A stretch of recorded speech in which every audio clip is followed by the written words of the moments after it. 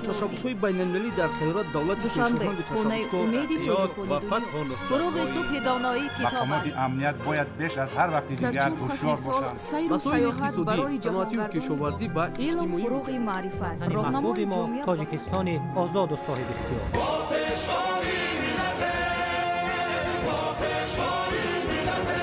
دوست باشید، اتفاق باشید، شکرانه همین دولت کنید، شکرانه همین سرزمین کنید، شکرانه کنید که چنین وطن عزیز و محبوب دارید.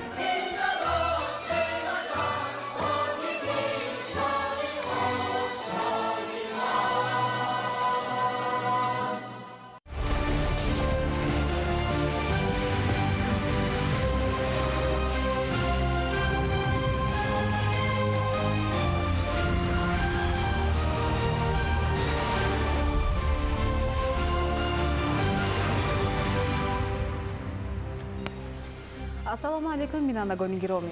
нашри муфассали барномаи иттилоотии ахборро аз телевизиони тоҷикистон мустақиман манзуратон мегардонем. дар студия бо шумо қурбон қурбонзода ва марҷона шарипова. 3 июл президенти ҷумҳурии тоҷикистон пешвои миллат муҳтарам эмомалӣ раҳмон вазири корҳои хориҷии ҷумҳурии исломии эрон аббоси арроқчиро ба ҳузур пазируфтанд. дар мулоқот доираи васеъи масоили вобаста ба муносибатҳои дӯстӣ ва ҳамкории гуногунҷанбаи ду кишвар баррасӣ гардид. аз раванди вусъати робитаҳои барои ҳарду ҷониб судманд аз ҷумла дар партави татбиқи натиҷаҳои мулоқоту музокироти сатҳи олӣ изҳори қаноат карда шуд. масоили вобаста ба ҳамкории дуҷонибаи тиҷоративу иқтисодӣ дар маркази таваҷҷӯҳи ҷонибҳо қарор доштанд.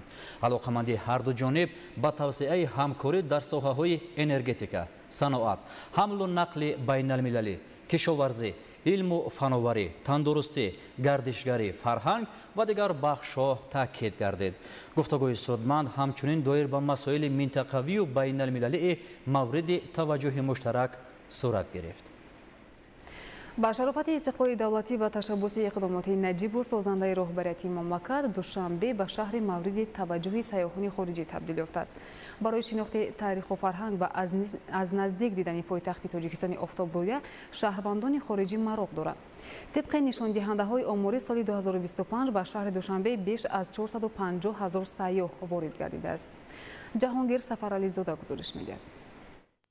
дар шашмоҳаи якуми соли 2025 беш аз 760 000 нафар сайёҳон аз тариқи тамоми гузаргоҳҳои сарҳадӣ ба ҷумҳурӣ ворид гардиданд ки нисбат ба ҳамин давраи соли 2024 181 000 нафар ва ё 31% зиёд мебошад. тибқи таҳлил ва арзёбӣ аз шумораи умумии сайёҳони ба ҷумҳурӣ воридшуда 456 835 нафар ё 60% онҳо ба шаҳри душанбе омада аз хизматрасонии сайёҳии пойтахт истифода намуданд. дар ин давра беш аз 96 000 меҳмонон аз тариқи фурудгоҳи байналмилалӣ ва роҳи оҳан аз хориҷи мамлакат ба шаҳри душанбе омаданд ки нисбат ба соли 2024 28 000 нафар зиёд мебошад. тибқи нишондиҳандаҳои оморӣ ташрифи сайёҳони хориҷӣ ба тоҷикистон хусусан ба шаҳри душанбе нисбат ба солҳои қаблӣ имрӯзҳо ба маротиб зиёд гардидааст ки натиҷаи заҳмату талошҳои созанда ва бунёдкорона аст. ҳар як сайёҳе ки имрӯз ба шаҳри душанбе ташриф меорад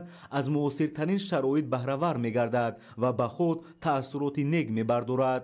ба шарофати сиёсати созанда ва бунёдкоронаи асосгузори Сулҳ ваҳдати миллӣ пешвои миллат президенти ҷумҳурии тоҷикистон муҳтарам эмомалӣ раҳмон ва азму талошҳои пайгиронаи раиси маҷлиси миллии маҷлиси олии ҷумҳурии тоҷикистон раиси шаҳри душанбе муҳтарам рустам эмомалӣ имрӯз дар шаҳри душанбе тамоми имконият барои меҳмонону сайёҳон фароҳам оварда шудааст ки душанберо ба маркази бузурги сайёҳӣ дар ҷаҳон ва минтақа табдил додааст. зиёд шудани шумораи сайёҳон нишонаи он аст ки давоми чанд соли охир дар пойтахти тоҷикистон шаҳри душанбе хизматрасонӣ ба сайёҳон дар сатҳи баланд қарор дошта ба рушди ин соҳа таваҷҷӯҳи махсус зоҳир мегардад.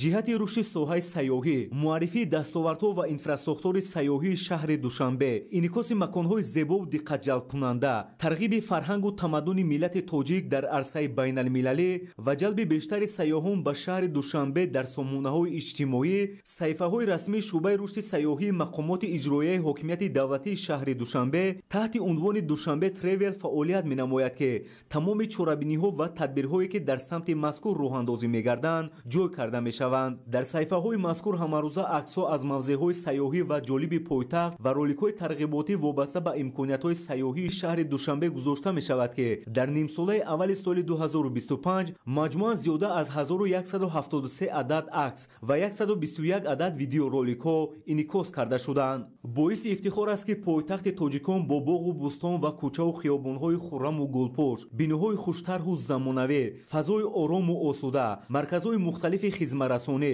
меҳмонхонаҳои сатҳи баланд ба макони писандидаи сайёҳони дохилию хориҷӣ табдил ёфтааст.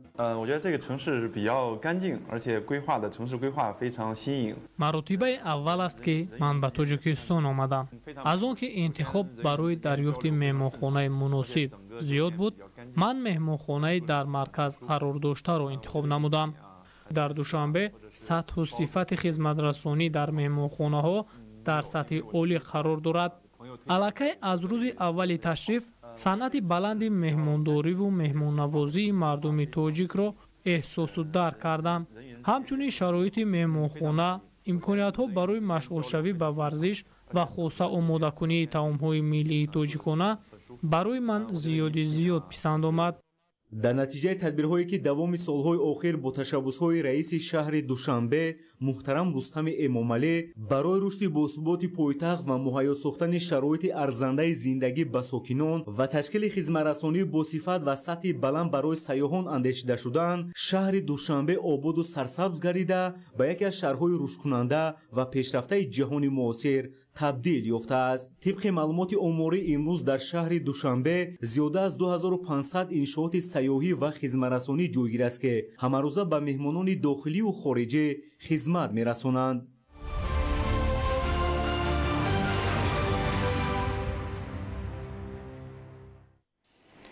дар шаҳри душанбе оид ба таҳкими шарикии миллӣ ва байналмилалӣ дар мубориза бо савдои одамон ҳамоиши минтақавӣ баргузор мегардад.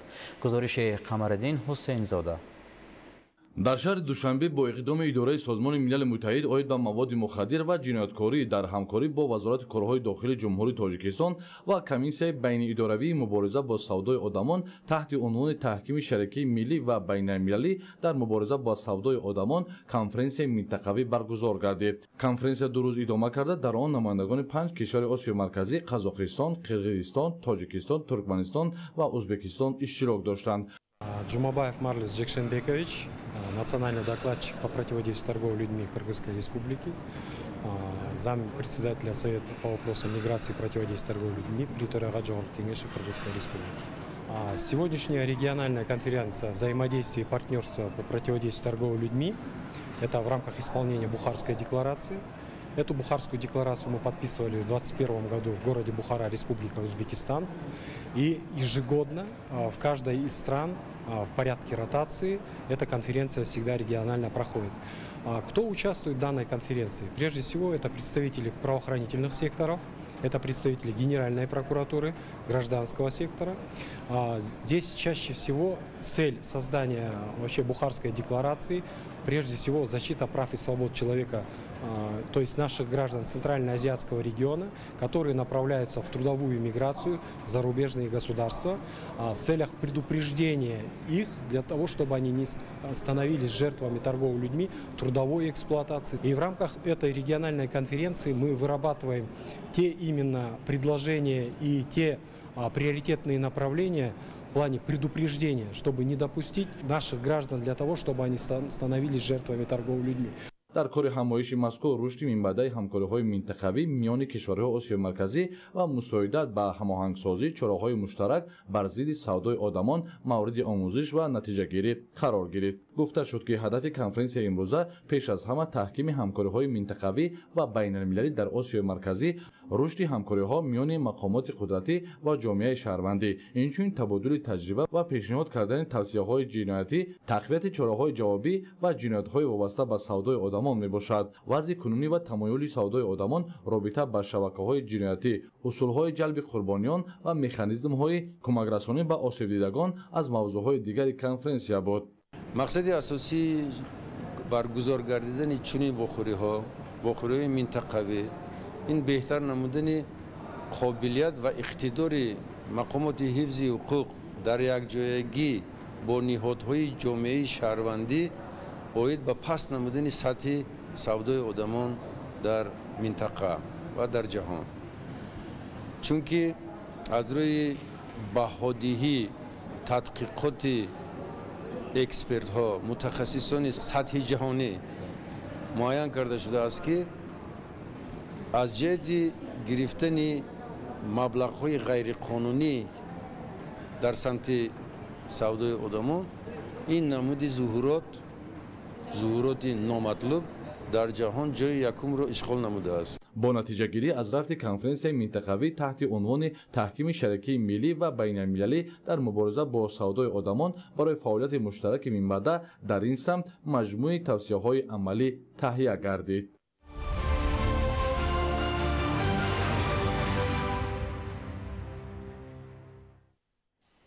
بحر تامینات ساکنان با کور در ناحیه رشدقلعه پیوسته یارمارکه جایهای کاری خالی و وظیفه‌های آزاد گذرانیده می‌شود. گزارش ماهره طاهر.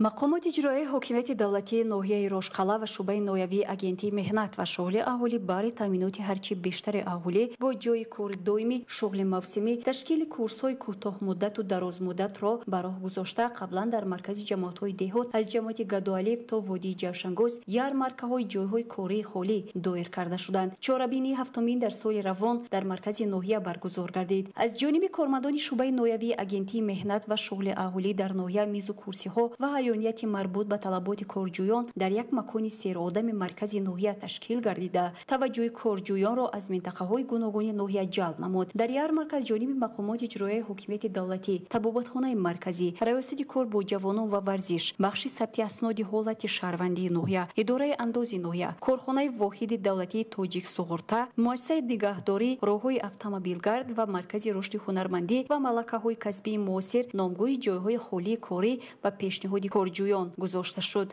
در یارمارک جایهای کاری و وظیفه‌های آزاد 13 اداره مؤسسه‌ها و 54 جایهای کاری خالی به کارجویان پیشنهاد گردیده اند. با 15 نفر به کسب آموزی و به 8 نفر برای به کار قبول نمودن در اداره مؤسسه‌ها از طرف شعبه اگنتی روخت داده شده اند. در یارمارک در برابر رویخط جایهای کاری خالی همچنین دیگر محصولات هنرمندی از قبیل طاقه‌دوزی، جورابافی، مهره‌بافی و لباسدوزی به نمایش و سودا گذاشته شد. لازم به ذکر است که در برابر تشکیل یارمارک جایهای کاری خالی در اساس نقشه چهاربینی‌های شعبه اگنتی مهنت و شغل اهالی در ناحیه رشدقلعه باز کورس‌های 2 ماهه و 3 ماهه از روی اختصاص‌های برقچی، کفشرگری، کفشرگر برقی، کارکرد مهینه و دوختن لباس نیز تشکیل داده شده. جهت تامینات اهالی با شغل و پس نمودن سطح بیکاری اقدام خوب گرفته می شود. ماموریت شعبه اگنتی مهنت و شغل اهالی در ناحیه رشدقلعه نیت دارد در ادامه سال روان باز چنین چاره‌بینی‌ها را راه اندازی نموده جهت پس نمودن شدت بیکاری در ناحیه سهم مناسب گذارد. ماهره طاهر، مبارکشاه رستم، ناحیه رشدقلعه. اخبار.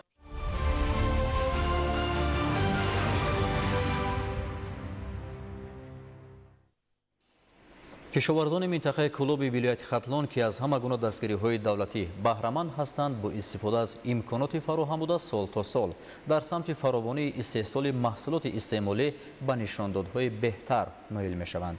گزارش در این خصوص. کشاورزان شهر و ناحیه‌های منطقه کلاب ولایت ختلان در زمینه تطبیق یکی از هدف‌های اساسی حکومت جمهوری تاجیکستان تامین امنیت آذوقه‌واری مملکت برای رواج همه بخش‌های ساحه کشاورزی از امکانات‌های موجوده ثمراناک استفاده نموده تا رفت در این سمت به نتیجه‌های بهتری استحصالی و دستاوردهای افزاینده نایل گشته ایستادند. سال روان تاکنون کشاورزان در سمت اجرای کشت اساسی و تکراری در دایره فعالیت شایسته و نظررس مهنتی خویش نشاندادها را در قیاس به همین دوره سال گذشته افزایش افزون نمودند. طبق معلومات کشاورزان شهر و ناحیه‌های منطقه کلاب در دوام 6 ماه سال 2025 در بخش‌های جمعیتی و خواجگی‌های دهقانی در میدان 154880 گکتار کشتی همه زراعت‌های کشاورزی را به راه ماندند که 106.7% نقشه را تشکیل می‌دهد. از این شماره در میدان 92122 گکتار غله‌دانگی‌ها، 5401 گکتار سبزوات، 2615 گکتار کارتوشکا، 31363 گکتار پخته، زراعت‌های خوراکی چاروا و دیگر نامگوی محصولات گوناگون را کشت نمودند. نقشه دورنمای کشت محصولات اجرا گردیده در موسم جمع‌آوری حاصل نیز نتیجه‌ها نظررس ارزیابی می‌گردند. در دوام 6 ماه سال سپری شده حجم استحصال محصولات کشاورزی به 4 میلیارد 174 میلیون 740 هزار 500 سومانی رسانده شده. نسبت همین دوره سال گذشته 111.5% را تشکیل می‌دهد. در بخش رسانه‌ای پاره نشاندادهای مذکور به 2 میلیارد 843 میلیون 244 هزار 300 سومانی و در بخش چاره‌داری باشد به 1 میلیارد 334 میلیون 496 هزار 100 سومانی رسانده شد. این زمان در شهر و ناحیه‌های منطقه کلاب طرف غله‌دانگی و اینچنین جمع‌آوری میوگی و سبزوات‌ها ادامه دارد. همزمان در زمین‌های از کشت اساسی خالی شده کشت تکراری ادامه دارد. وابسته به رشد بخش باغپروری نیز کشاورزان به نتیجه‌های خوبی مهنتی نائل گشته دوره به دوره با بنیاد باغ‌های شکل نو و معاصر میدان باغ‌های میوه‌دهنده را وسیع کرده ایستاده‌اند. عین زمان با فرا رسیدن موسم جمع‌آوری حاصل میوگی‌ها شروع گردیده دهقانان مشغول رویانیدن ثمر دسترنج خویش هستند. کشاورزان شهر کلاب نیز در برابر دیگر شهر و ناحیه‌ها در سمت کشت و پرورش همه گونه محصولات و جهت کاهش دادن محصولات وارداتی و سهم گذاشتن در استحصال محصولات صادراتی تا رفت به دستاوردهای روزافزون نائل گشته ایستادند. به مراتب بهتر گردیدن شرایط مساعد مهنتی در سمت فعالیت کشاورزان به فراوانی محصولات و سطح نیکوحوالی مردم زمینه گذاشت. همه ساله چون دیگر مهنتکشان شهر و ناحیه‌های جمهوری، مهنتکشان شهر و دیهات کلاب باستانی بهر استحصال محصولات وطنی و تامین بازارهای داخلی با محصولات وطنی کوشش به خرج داده ایستادند.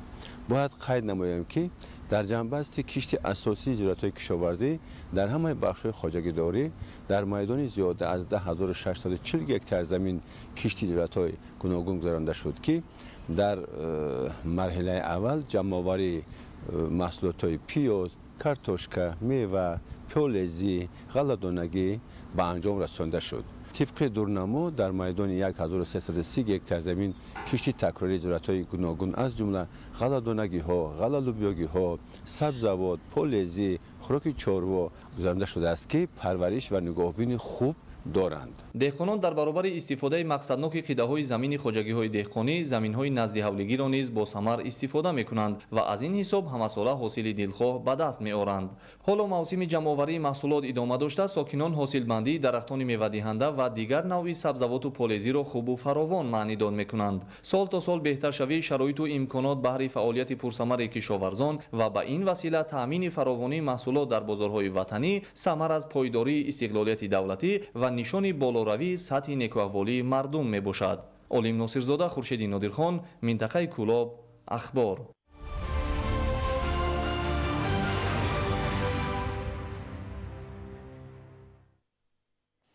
майрам ёрматова сокини ноҳияи қубодиён соли 2008 дар масоҳати 8 гектар хоҷагии деҳқонӣ таъсис дод ки ҳоло аз майдонҳои киштгардида ва ҳосили боғот ба таври васеъ баҳрабардорӣ намуда истодааст. идомаи мавзӯъ дар гузориши самандаршоев ва мусои нурмуҳаммад. عاقلانه و پرثمر استفاده نمودن هر قطعه زمین کورم، گرفتن حاصل فراوان و سهم گذاشتن در تامین امنیت عضوخواری کشور از هدفهای اساسی ساکنان و خواجگیداران ناحیه قبادیان به حساب رفته هم میدانهای وسیع و هم قطعه‌های نزد حولگی را ثمره بخش استفاده می نمایند. میرم یورمت و ساکن دهه عربخانه جماعت دهات به نام ناصر خسرو ناحیه قبادیان از زمره فعال زنانی است که پیوسته به کشت و پرورش زراعت و سبزوات و درختان سیرحاصل میوه دهنده مشغول می شود. او سال 2008 در زمینه تاکیدهای رهبریت عالی کشور در سمت عاقلانه استفاده نمودن زمین در میدان 8 گکتار خواجگی دهقانی یورمتزاد را تأسیس داده است و حالا از ثمره آن حاصل دلخواه می رویاند. خواجگی دهقانی من 2008 تشکیل شده 8 گکتار زمین دارم. در زمین هایم با 50 سوتق با پخته کردگیم، بیده کردگیم، کارتوشکا کوردگی بودم کارتوشکا گرفتم در جوش مکه سیلوس کوریدیم شب حواسم همین زمین بود چند سال باز همین زمین کار کرد اومده ایستادیم. خوجگی مذکور را از حساب زمین‌های بیکار خوابیده زمان تأسیس داده است که در حال شوره‌زار و از گردش کشاورزی کلاً دور مانده بود. ذکر می‌دارد میرم یورمتова. عاقلانه استفاده شدن زمین، رعایت درست اگروتکنیکای پرورش زراعت‌ها امکان واقعی را فراهم می‌آورد که حاصلناکی زراعت کشیده بلند برداشته شود و حجم استحصال محصولات افزون گردد. راهبر خوجگی مذکور چند سال قبل تصمیم گرفتند که برای تأمینات احتیاجات روزگار و بازارهای استعمالی با میوه‌جات در قطعه علاهیده باغ درختان میوه دهنده را بنیاد نمایند. عین زمان نهالان پرورش‌شونده بارآور شدند و امروز از میوه‌های شهدبارش کام شیرین میکنند و قسمت را برای روپوش نمودن خراجات به فروش میبرند. همزمان از حساب سبزوات و میوگی‌های خوجگی دهقانی و زمین نزد حولگی اهل این خانواده برای زمستان یک مقدار مواد غذایی ذخیره کردند. ما در خوجگی خودمون پمیدور بود، رینگ، شفتالو، زردالو و میوه ها هست همش گرفته برای زمستان ذخیره میکنیم. زیادتش میفروشیم بازار برده. از مهنت دستی خودمون میشد این همش. ذخیره کردن برای خودمون فایده داره که زمستان با استفاده میبریم. ما محصولاتی تیار کرده میمونیم محصولات در روی درسون خود زمستان به خودمون استفاده میبریم و بازار نمیریم همه مهنت دستوری خودمون استفاده میبریم. سمندر شایف، مصطفی نور محمد، ناحیه قبادیان، اخبار.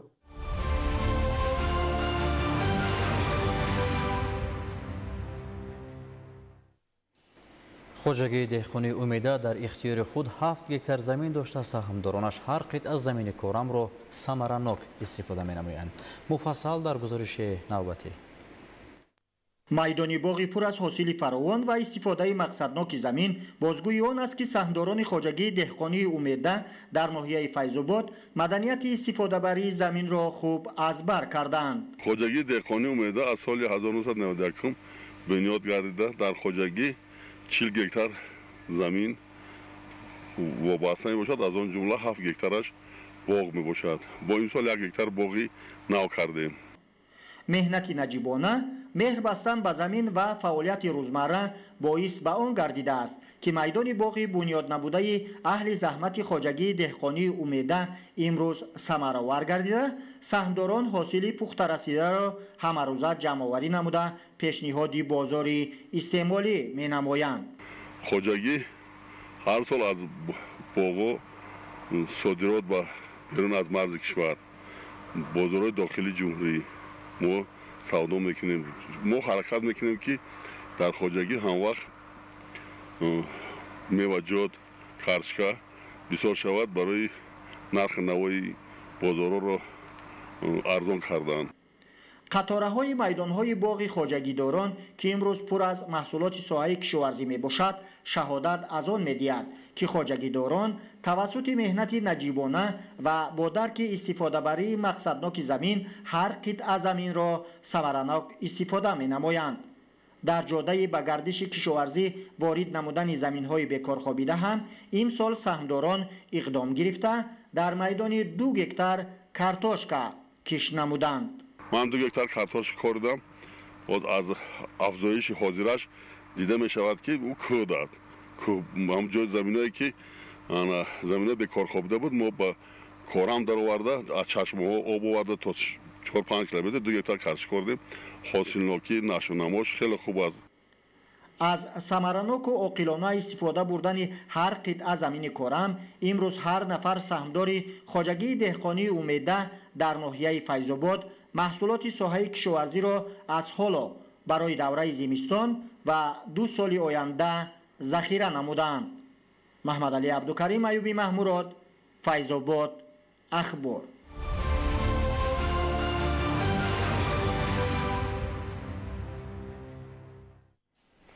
дар ноҳияи рашт майдони боғҳо дар ҳамаи шаклҳои хоҷагидорӣ зиёда аз 4600 гектарро ташкил менамояд ки аз ин 4312 гектараш боғҳои ҳосилдиҳанда мебошад.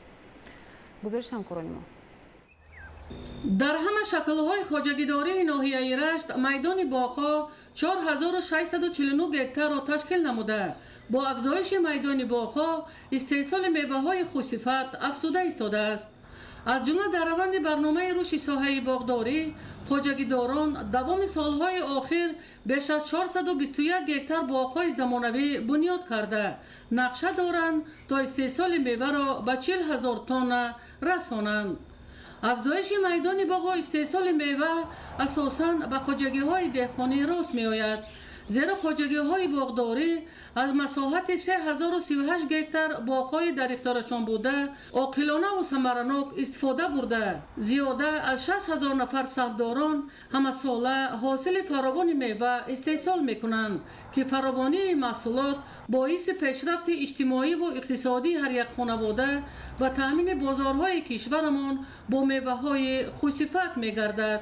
در ناحیه رشت 8 خواجگی نهال پروری عمل نموده. باغداران در میدانچه های تجربوی 16 نمود نهالان به اقلیم محل را پرورش کرده ایستادند تا از این حساب مساحت باغ‌ها باز هم زیاد کرده شود. زیرا سالهای آخر در شرایط کوهستان باغداری یکی از ساحه سردرآمد به شمار رفته. در این زمینه صدها جایهای نوی کاری پیدا شده ایستاده است.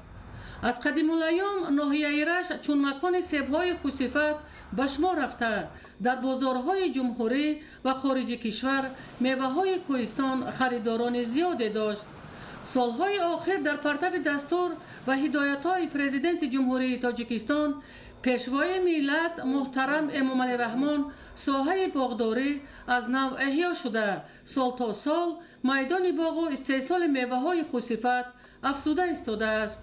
منطقه رشت برای باغداری از جمله پرورش سیب و ناکا بسیار هم قله.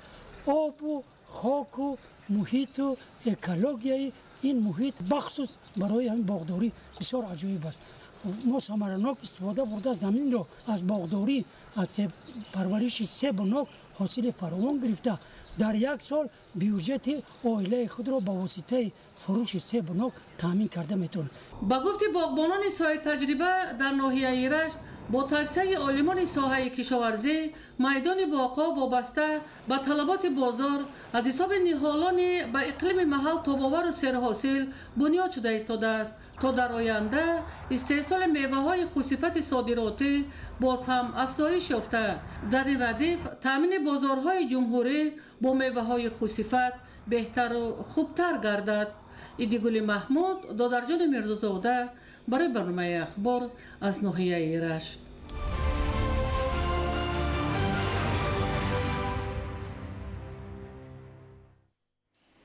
در ناحیه میر سعید علی حمدانی اهل زحمت امسال در نتیجه استفاده ثمرناک زمین‌های کورم، رعایت قاعده‌های اگرتکنیکی و باد و هوای مساعد توانستند که به گرفتن حاصل فراوان نایل شوند. خواجگیداران فروش مال و محصولات را در شفت راه‌ها پیشنهاد ساکنان و مهمانان کردند که این عامل هم برای دهقانان و هم برای خریداران خیلی مفید ارزیابی می شود. همکارانمان گزارش می‌دهند. امسال زحمتکشان ناحیه‌های منطقه کولوب ولایت خاطلان در همه شکل‌های خواجگیداری کار و وسعت بخشیده در نتیجه به گرفتن حاصل خوب زراعت‌های گوناگون کشاورزی نائل گردیده ایستادند. ناحیه میر سعید علی حمدانی یکی از ناحیه‌های اگراری حدود ولایت خاطلان محسوب یافته، ساکنانش هر پارچه زمین را عاقلانه و ثمرناک استفاده می‌برند. امروزها جمع‌آوری حاصل دسترنج مرد دهقان در جماعت‌های دهاتی ناحیه با مرام ادامه داشته، همه روزه به فروش گذاشتن نانگوی زیادی محصولات کشاورزی در دو شفت راه‌های ناحیه شهادت فراوان حاصلی در این ناحیه می باشد. ما در همین زمینی خواجگی دهقانیمون تربوز کردیم، خیلی تربوز نقص شد، سوز شد، برو وردیم در شهرها سودا کردیم، خیلی حاصلش نقص پایده‌اش هم دیدیم، اونم حاصل هم هست، بود دیگه میشه که بود آینده‌اش در زمین نقص استفاده بردیم. روش نقص شروع با ما خوبه که مثل یک تکنیک سرگردان نمیشه، راهگیرو نمیتیخید، میبرو در شهرها سودا میکنیم، پایده‌اش خیلی هم پایده داره. که مثل سرگردون نمیشه، تکنیک نمیکنی، طلبات هست، خریدار هست، همه روزش خیلی سوز خیلی روز میشه روز میشه نمیشه خیلی دیخونی. ساکنان زحمت قرین ناحیه میر سعید علی حمدانی در ساحه کشاورزی به خصوص کشت و کاری زراعت‌های پولیزی و سبزیجات‌کاری تجربه زیاد دارند. امسال نیز اهل زحمت پرورش همه گونه زراعت‌ها را در اساس توصیه و مسئولیت متخصصان، اینچنین انتخاب تخم‌های خوش‌صفت به راه مانده از حاصل به دست آورده خود قناعتمندند. باعث خوشنودی اهل زحمت این ناحیه اگراری است که در موسم امسال خواجگیداران نسبت به سالهای قبلی حاصل بیشتری محصولات کشاورزی را استحصال نموده در شفت شاهراه پیشنهاد خریداران می‌گردانند. امروزها فروش مال و محصولات کشاورزی در دو پهلوی راه‌های اتومبیلگری ناحیه که 29 نقطه را تشکیل می‌دهد به راه مانده شده. همه روزه ساکنان و رانندگانی که از این مسیر می‌گذرند برای با نرخی نسبتاً ارزان خریداری نمودن محصولات کشاورزی تر و تازه دسترسی خوب دارند. در خواجگی‌های دهقانی و کооپراتیوهای سه ساله ناحیه میر سعید علی حمدانی مدنیت استفاده بری زمین و رایانیدن دو سه حاصل از یک زمین از هدف‌های اساسی محسوب یافته. کشاورزان برای با محصولات تر و تازه تامین نمودن بازار استعمالی، قانع گردانیدن طلبات ساکنان و ذخیره مواد غذایی تدبیرهای سری وقتی را انجام می‌دهند. ثمره خوبی کشاورزان ناحیه در نتیجه زحمت اهلانه و صادقانه و استفاده مقصدناک زمین‌های کارم گواه این گفته‌ها می‌باشند.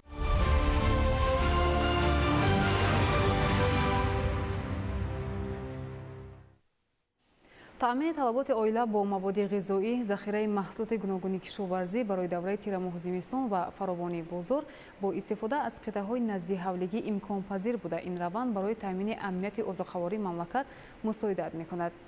گزارش از ناحیه یوان.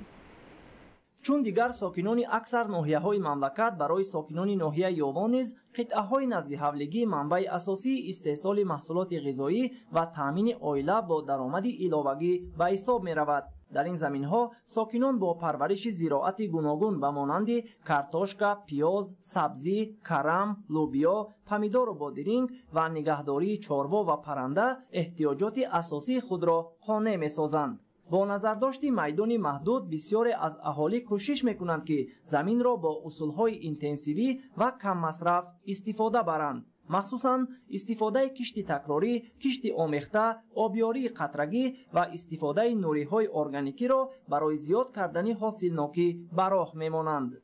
از یک زمین سه حاصل نمودهای کشاورزی گرفتن، پمیدار، بادرینگ، گل کرم بیسکش می‌کنیم. به نظر کارشناسان در شرایط معاصر که جهان با تهدیدهای جدی از جمله تغییریابی اقلیم، افزایش طلبات به مواد غذایی و نااستواری اقتصادی و اجتماعی روبرو میباشد، استفاده ثمرناک ذخیره‌های محلی اهمیت بیشتر کسب میکند. یکی از چنین ذخیره‌های مهم در دهات تاجیکستان قطعه‌های نزدی حولگی میباشد. زیرا استفاده عاقلانه این زمین‌ها نه تنها به بهبودی سطح روزگار اهالی بلکه به تامین بازار داخلی با محصولات تر و تازه و مطابق شوی به تاثیر تغییریابی اقلیم مساعدت می‌نماید. اهمیت و نقش استفاده قطعه‌های نزدی حولگی، منبع اساسی تامینات اویلا با مواد غذایی، استحصال و استعمال محصولات تر و تازه و ارزان مطابق شوی به تغییریابی اقلیم. ضرورت ذخیره مواد غذایی برای 2 سال آینده، نااستواری اقلیم و هوای نامساعد، بحران جهانی و اقتصادی، افزایش طلبات به آذوقه.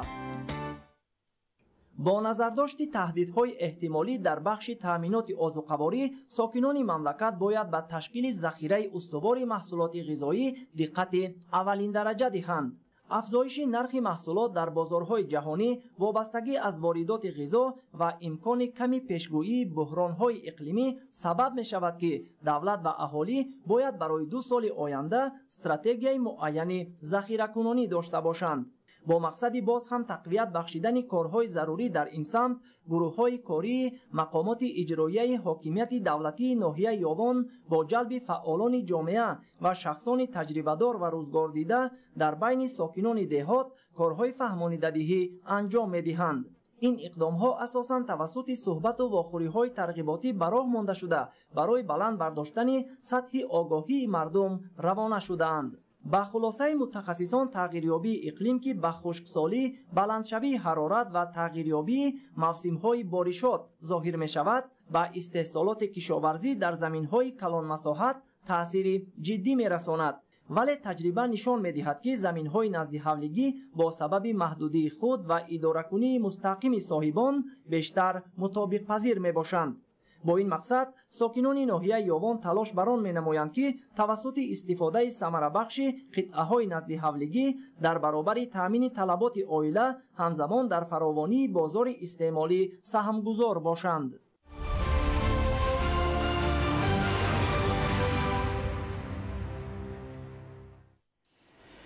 در جماعت دهات چیلگزی شهر اسفره ساکنان با مسئولیت بلند اقدام راهسازی را پیشه کرده تا به امروز قسم زیاد راههای محلی را منفرش کردند. موضوع را صابر ایوبی و صاحبان قربان شرح می‌دهند.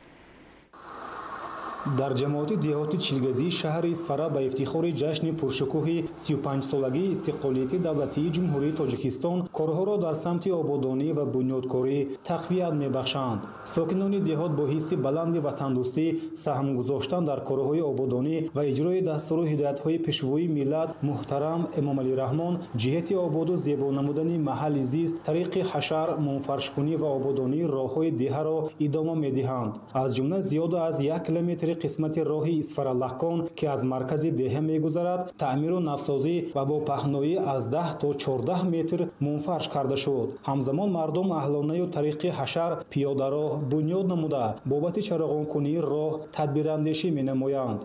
ما استقامت کنندگان جماعت دهات چیلگزی برای سزاوار پیشواز گرفتن جشن 35 سالگی استقلال دولتی جمهوری تاجیکستان دست جمعانه تصمیم گرفتیم که من امروز زیاده از 1 کیلومتر کوچه مرکزی با پهنایی زیاده از 12-15 متر اسفالت کنی را به نقشه گرفتیم. بغیر از این همه کوچه های داخلی جماعت نوابسته از پهناییشان امروز اسفالت پوش شده ایستاده‌اند. اینچنین برای سزاوار پیشواز گرفتن جشن استقلال دولتی جمهوری تاجیکستان همه نمود انشاءات تعییناتش گوناگون نیز ساخته شده ایستاده است.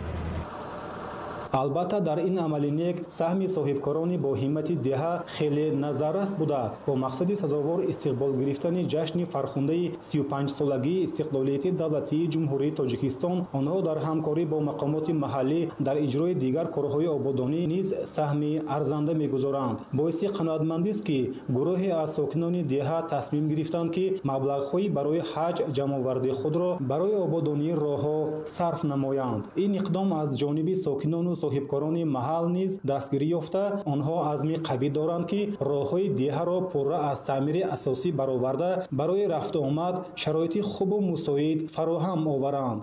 بهر سزاوار استقبال گرفتن جشن 35 سالگی استقلال دولتی جمهوری تاجیکستان امروز ساکنان ساکنان جماعت دهات چیلگزی کمر همت بستند. من قریب که همه کوچه های دهه اسفالت کردن آباد و زیبا شده ایستادند و ما امروز در کوچه مرکزی دهه قرار داریم که با دستگیری اهل دهه صاحبکاران دهه و اینچنین نفرانی که بهر سفر حج مبلغ جمع نموده بودند با دستگیری آنها من امروز کارهای آبادان رفته ایستاده است و قسم آخرانی کوچه مرکزی که 1 کیلومتر را تشکیل می‌دهد با پهنایی 12 متر امروز اسفالت کرده می‌شود.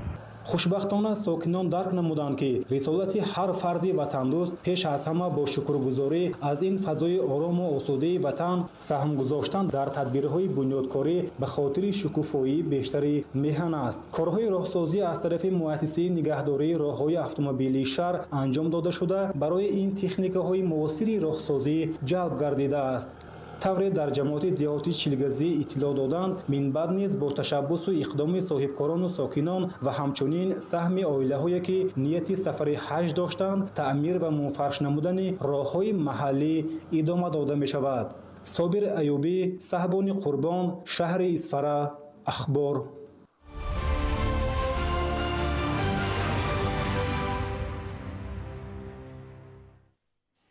در شهر وحدت با مقصد رشد ساحه معارف و بهتر گردیدن صفت تعلیم و تربیت نسل نورست توجه خاص ظاهر کرده می شود. گزارش در این خصوص. در شهر وحدت اقدام‌های بنیادکاری جهت فراهم آوردن شرایط بهتر برای تعلیم و تربیت نسل نورست وسعت سازندگی را کسب نموده است. با دستگیری مقامات اجرایی حکومت دولتی شهر در همدستی با ریاست معارف شهر وحدت و با سهمگذاری صاحبکاران و مردان برومند دیار در دهه صوفیان عین زمان بینای نوی 2 آشیانه مؤسسه تحصیلات میانه عمومی رقم 34 بنیاد گردیده ایستاده است. تدبیرهای ساختمانی در انشاءات تازه بنیاد دهه صوفیان شهر وحدت از جانب صاحبکار دیار حسین رحیموف ماه اپریل سال جاری آغاز گردیده دارای 16 صنفخانه زیبای و برهوا می باشد. عین زمان ساختمانچیان در انشاءات نو دو آشیانه تعلیمی دهه صوفیان کارهای بنیادی را به اتمام رسانیده مرحله رنگ و بارنمایی داخل بنا و صنفخانه‌های تعلیمی را وسعت می‌بخشند.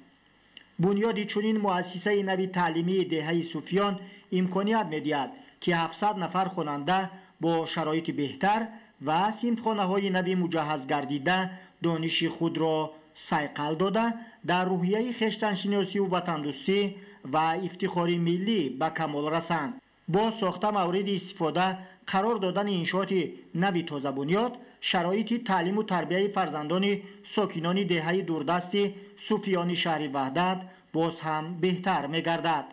بنیاد انشاءات نو تعلیمی را صاحبکار تصمیم گرفته است که در آغاز سال نو تحصیل 2025-2026 همچون تحفه ارزشمند به ساکنان، آموزگاران و خوانندگان مؤسسه تقدیم نماید. بنای اساسی مؤسسه تحصیلات میانه عمومی رقم 112 دهه سریچشمه جماعت دهاتی به نام بازاربای برونوف سال 1986 برای 220 نفر خواننده ساخته شده بود. آبادی دیار، سرجمعی ساکنان و سال تا سال زیاد گردیدن شماره خوانندگان را به اینابت گرفته در شفت مؤسسه انشاءات نوی علاوگی بنیاد نموده ایستادند. انشاءات نوی تعلیمی دارای 8 صنفخانه بوده، عین زمان کارهای بنیادی در اینجا روند سازندگی را کسب نموده است. با بنیاد و مورد استفاده قرار دادن 2 مکتب نو در دهه‌های صوفیان و سریچشمه شهر وحدت 1200 نفر نسل نورس سال خوانش نو را در انشاءات تازه بنیاد آغاز می نمایند.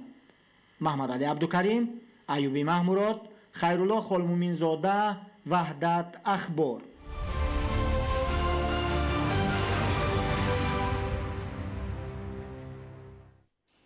аз саршумори умумии чорвои майдаи дар ҷумҳурӣ парваришёбанда наздик ба 3 миллиони онро гӯсфандони зоти ҳисорӣ ташкил медиҳанд.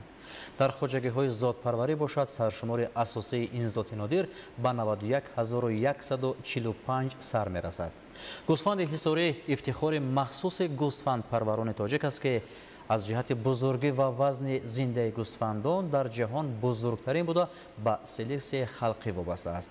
ҳикматулло назарзода ва фарҳоди восеъ маълумоти бештар доранд. рамзи гӯсфанди ҳисорӣ ки ҳоло даромадгоҳи шаҳри ҳисорро ором медиҳад аз гузаштаи начандон дури ин зоти нодир оламшумул ва беҳамто қисса мекунад. сарнавишти гӯсфанди ҳисорӣ бозгӯи дастовардҳои миллати тоҷик дар тӯли таърих аст.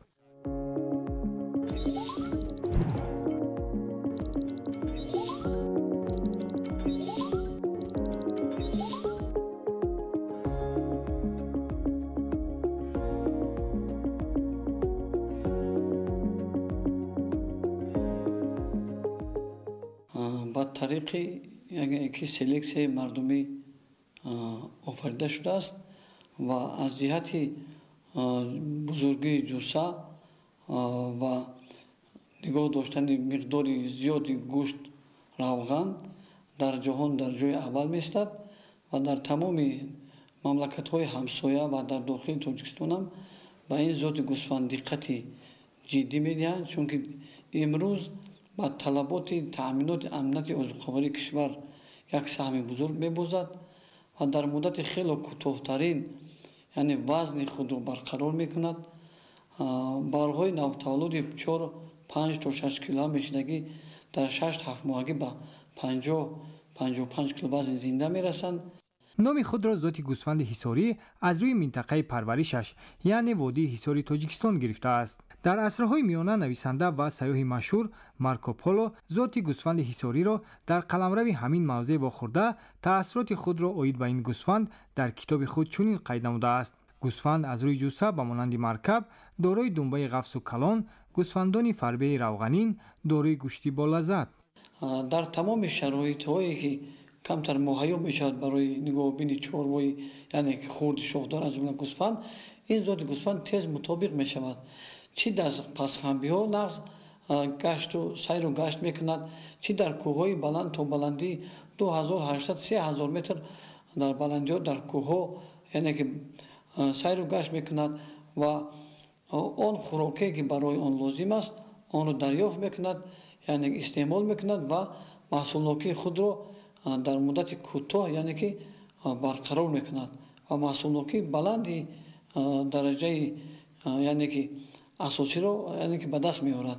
گوسفندان حصاری از جهت خصوصیت‌های بی‌بهای عالمشمول خود با سرگوشتی و سیرآغنی‌شان در بین گوسفندان دنبه‌دار جهان به خود همتا ندارند. گوسفند حصاری افتخاری مخصوصی گوسفندپروران تاجیک است که از جهت بزرگی و وزن زنده گوسفندان در جهان بزرگترین بوده به سلکس خلقی وابسته است. سرشمار اساسی و ذات بهترین گوسفندان حصاری در تاجیکستان موجود بوده بیشتر در وادی حصار و ولایت ختلان پرورش می‌شوند.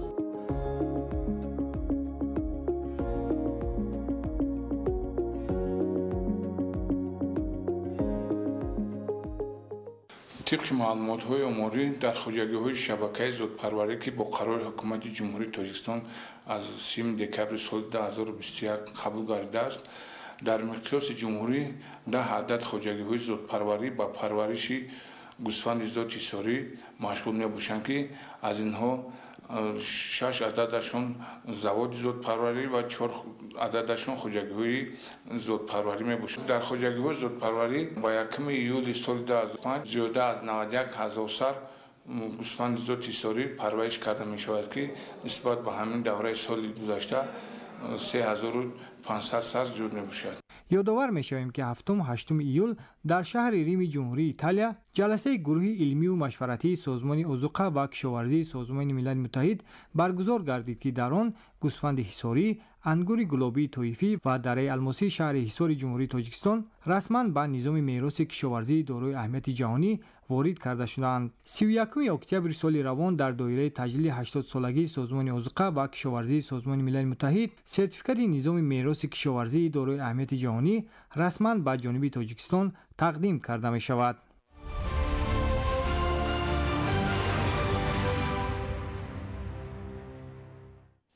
در ناحیه باباجان غفورов به رشد ساحه چارводорӣ توجه بیشتر ظاهر کرده می شود. حالا در ناحیه نزدیک 100,000 سر چارвои کلان و 237,000 سر مالی майда پرورش می یابد.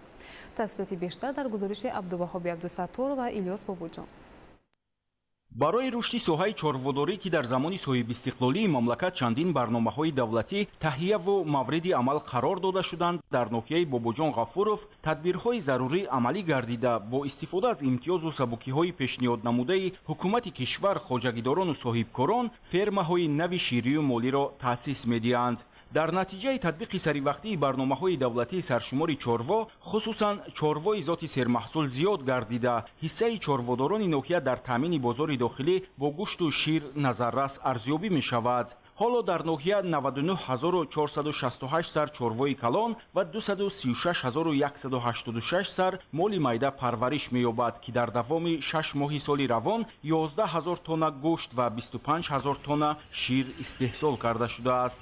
имсол дар фермаи зотпарварии ҷамъияти саҳомии кушодаи ба номи абдураҳим ҷумаев саршумори чорвои калони зоти сиёҳалои типи тоҷикӣ зиёд гардид. айни ҳол дар хоҷагии ҷамъияти саҳомӣ ба номи абдураҳим ҷумаев ноҳияи бобоҷон ғафуров 370 сар чорвои калон зоти сиёҳало нигоҳибин ва парвариш карда шуда истодааст. аз ин 84 сар молагоҳ мебошад. то имрӯз 55 сар нақс гирифта шуд. чорво ҳамаи чорабиниҳои зидди эпизоде ки дар асоси нақши чорабиниҳои тасдиқ гардида эмгузаронӣ карда шудааст. умуман гирем агар чорвои зоти сиёҳало ин яке аз чорвоҳои беҳтарини типи тоҷикӣ буда маҳсулнокии баланд дорад. дар ҳамин шабурӯзҳо аллакай ворид кардем наздик 20 сар чорвои зоти сиёҳало аз федератсияи русия, рӯзҳои наздик боз 30 сар аз федератсияи русия ворид карда мешавад. соли равон аз ҳисоби заминҳои ҷамъият барои давраи зимистон хӯроки дурушту ширадори чорво захира карда мешавад. ба таъкиди мутахассисон фаъолияти чунин фермаҳо имкон медиҳад ки саршумори чорвои калони зоти сермаҳсул афзоиш ёфта аҳолӣ ва корхонаҳои коркард бо шири аз лиҳози экологӣ тоза таъмин шаванд. мақсади чорводорони ҷамъияти саҳомии кушодаи ба номи абдураҳим ҷумаев ба он равона шудааст ки дар давоми 5 соли оянда саршумори ин зотро ба 1000 сар расонанд. бо кӯшиш ба харҷ медиҳем ки баъзи мустаҳками захираи хӯроки чорворо таъмин карда барои захираи хӯроки алалхусус ширадори силосӣ корҳо рафт истодааст. мана комбайнҳои хошокдара омода мебошад. умед ҳаст ки наздик 3000 тонна хошоки ширадори силосӣ захира карда шавад. дар ҳамин шароити фермаи будагиш то 1000 сар чорвои калон нигоҳубин кардан шароит ва имконият ҳаст. дар ноҳияи бобоҷон ғафуров барои рушди соҳаи чорводорӣ имконият бештар буда дар оянда хоҷагидорон ҷиҳати афзоиши истеҳсоли гӯшту шир саршумори чорвои зоти сермаҳсулро боз ҳам зиёд менамоянд. абдуваҳоби абдусаттор, Ильёс Бобоҷон, ноҳияи Бобоҷон Ғафуров, ахбор.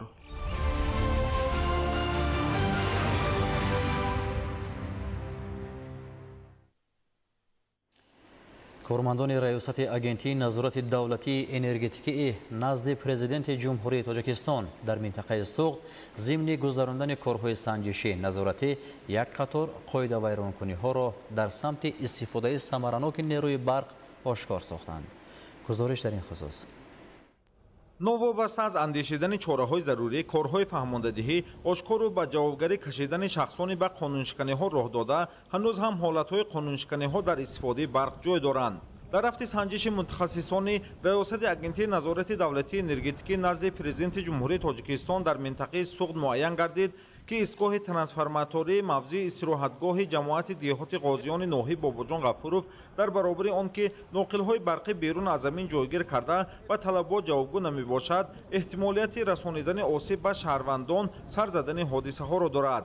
ҳамзамон бар замин мутобиқ набудани пайвасти ноқилҳо аз истгоҳи трансформаторӣ ба семчӯбҳои барқӣ ба корхонаи навтаъсиси паррандапарварӣ аз хати барқи барои бӯстонсаро пешбинишуда беиҷозатнома гирифтани шарти техникӣ аз раёсати агентии назорати давлатии энергетикии минтақаи суғд ноқили барқӣ кашида барқ истифода намуданд. баҳри кашидани хати барқ беиҷозат ва шарти техникӣ ба фабрики паррандапарварӣ корманди масъули шабакаи барқ ки назорати кор ва истифодаи истгоҳи трансформаторӣ ба зиммааш мебошад роҳ додааст. масъулини фабрики паррандапарварӣ бар замми беиҷозат бериояи қоидаҳои бехатарӣ кашидани хати барқ истифодаи он дар рӯзи равшан фурӯзонакҳои барқиро хомӯш накарда безарурат барқ истифода мебаранд. истгоҳи трансформаторӣ бӯстонсарои химик бо трансформатори қуввагии ТМ100 ква аз зеристгоҳи барқии 35 ба 6 киловолтаи рухак пайваст мебошад. васфу насби ноқилҳо ба талаботи қоидаҳои сохтори дастгоҳи барқӣ ҷавобгӯ нест. инчунин аз ин истгоҳи трансформаторӣ сохтмони фермаи мурғпарварӣ худсарона бе гирифтани шарти техникӣ бастани шартнома ва гирифтани иҷозати пайвасти раёсати агентии назорати давлатии назди президенти ҷумҳурии Тоҷикистон ба шабакаи барқӣ пайваст шудааст ки вобаста ба ин ҳолат нисбат ба шахсони ба ин камбудӣ роҳ дода санади қоидавайронкунӣ ва протоколҳои маъмурӣ тартиб дода шуд. ҳолати дигар дар ҷамъияти дорои масъулияти маҳдуди муниса коргоҳи коркард ва истеҳсоли хӯрокии чорво трансформатори нав шинонида бе гирифтани иҷозатнома ва шарти техникӣ барқ истифода намуданд. ҳудуди трансформатор низ иҳота карда нашудааст. дар деҳаи Султонобод бошад истгоҳи трансформаторӣ ки аҳолии маҳалларо бо барқ таъмин менамояд хатҳои интиқоли барқ ба шохи дарахтон расида ба қоидаҳои бехатарӣ сохтори барқӣ ҷавобгӯи талабот намебошад.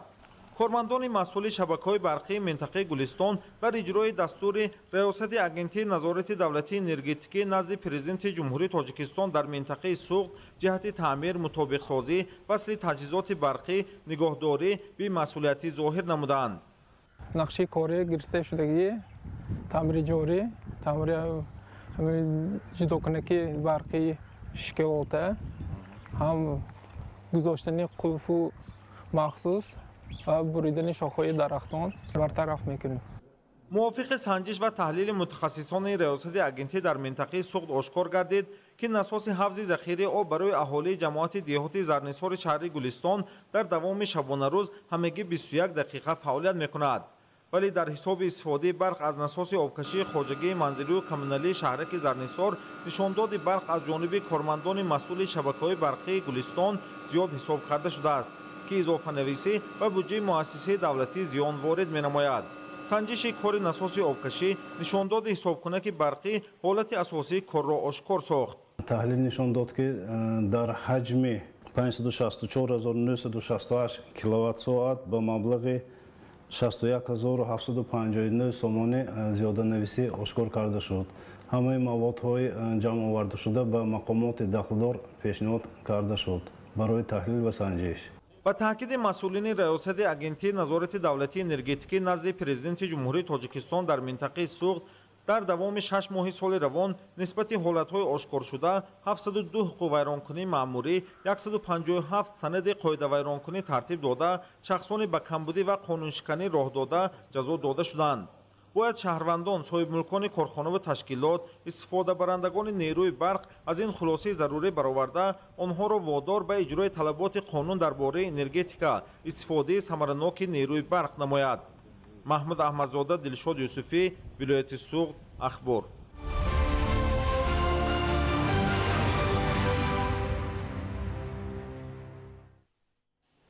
خدمات دولتی آتش‌نشانی کفیل بخطری مردمی تاجیکستان است. با افتخار ایدی کسبی کارمندان ساحه امروز در شهر دوشنبه چرابینی ایدانه برگزار گردید. گزارش همکاران ما.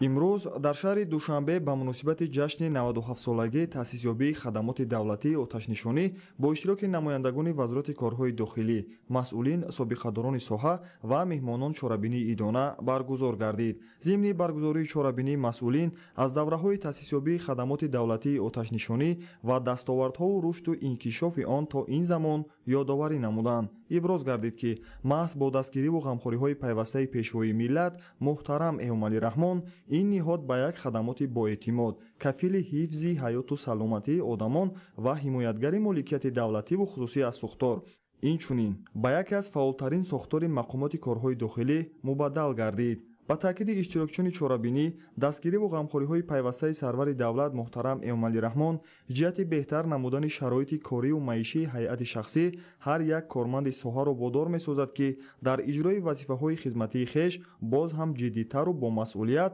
رفتار و مناسبت نمایند. باعث تذکر است که امروز افزودن باوری و اعتماد مردم به کارمندان خدمات دولتی آتش‌نشانی و رابطه بیشتر آنها با این نهاد از آن شهادت می‌دهد که شهروندان به مبالغه در سیمای آنها حمایتگر مال و ملک خود و ثبات و آرامی را در جامعه دیده همکاری خود را با خدمات باز هم بیشتر و بهتر می‌نمایند. در ادامه چرابینی به مناسبت جشن تأسیسیابی خدمات دولتی آتش‌نشانی و برای نائل گشتن به نتیجه‌های بلند خدمتی بهر امین نگاه داشتن مال و اموال دولتی از ساختار پیشگیری و برطرف نمودن عاقبت‌های آن در انشاءات خواجگی خلق منزل‌های استقامتی شهروندان و حفظ ترتیبات جمعیتی کارمندان ساحه و سابقه‌داران با مدال‌های جشنی نشان‌های سرسینگی و افتخارنامه‌ها سرفراز گردانیده شدند.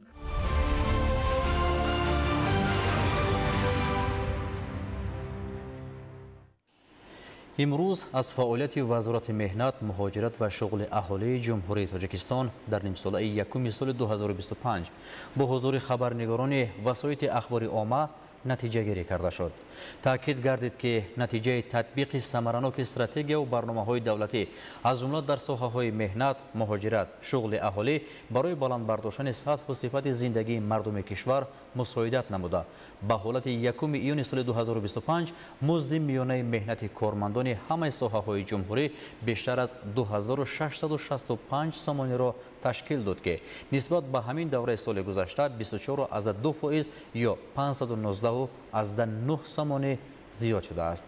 شماره اهالی در ساحه‌های اقتصادیات مشغول به حالت یکم می سال 2025 49,003 نفر رسما مقام بیکار را گرفتند که 1.8% قوه کاری را تشکیل داد. از شماره عمومی اهالی با کار مشغول شخصان در روی خط بوده کرایه‌کاران در کارخانه‌های همه شکل‌های مالکیت به حالت یکم می سال جاری 46.6% شماره عمومی اهالی مشغول را تشکیل داد که این نشان دهنده نسبت به همین دوره سال گذشته 2% افزایش یافته است. عین زمان در 66 مؤسسه تأسیساتی ابتدایی کسبی از روی 14 سمت و 300 کسب و اختصاص کادرهای کارگری آماده کرده میشند که در مقایسه با همین دوره سال 2024 165 اختصاص زیاد است. فعالیت مؤسسه های زیرتابع کمیته اوید به تحصیلات ابتدایی و میانه کسبی نزد حکومت جمهوری تاجیکستان نیز نتیجه گیری کرده شد. اسناد بهاگذاری تاکید گردید که در برابر مؤسسه های تحصیلات ابتدایی کسبی در کشور 86 مؤسسه تحصیلات میانه کسبی نیز عمل میکنند که از روی زیاده از 344 نامگوی اختصاص متخصص آماده می‌نماید. در اساس راهخط کمیته اوید به تحصیلات ابتدایی و میانه کسبی نزد حکومت جمهوری تاجیکستان 538 نفر ختم کنندگان گروه‌های بودجوی ساحه آموزگاری به مؤسسه‌های تعلیمی تحصیلات میانه عمومی جمهوری سفر برگردیدند. ختم کنندگان دیگر ساحه‌های زینه تحصیلات میانه کسبی با زیاده از 254 تشکیلات و کارخانه‌های ساحوی شرطنامه‌های همکاری به راه ماندند. در 6 ماه اول سال روان در ولایت سوغد 84 کارخانه و کارگاه‌های نو با فراگیری 536 جای نوی کاری بنیاد شده حجم استحصال محصولات صنعتی به 18.1 میلیارد سومانی برابر شده است. در این خصوص امروز ضمن نشست مطبوعاتی مقامات اجرایی حاکمیت دولتی ولایت سوغد به خبرنگاران اطلاع داده شد. گفته شد که حجم گردش سودای خارجی ولایت در دوام ماه‌های ینور ایون سال 2025 به 2 میلیارد دلار آمریکایی رسانیده شده، سرعت افزایش نسبت به همین دوره سال گذشته 135.9% تأمین گردید. در این دوره از ولایت سوغد به خارج مملکت به مبلغ 727.2 میلیون دلار آمریکایی مال و محصولات صادرات کرده شده است که این نشان دهنده نظر به همین دوره سال گذشته 307.1 میلیون دلار زیاد می باشد. بینندگان گرامی، نشر مفصل برنامه اطلاعاتی اخبار در همینجا خاتمه می‌یابد. سلامت و خانه آباد بمانید.